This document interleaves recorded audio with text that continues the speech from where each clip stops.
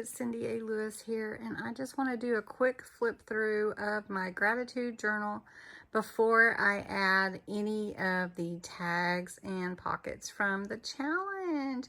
So I hope this is a good angle. I just wanted to show you.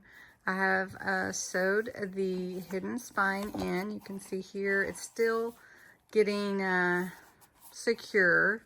And here's the first signature, all the fun papers that are in here, some old music and junk mail envelopes, and just all kinds of papers.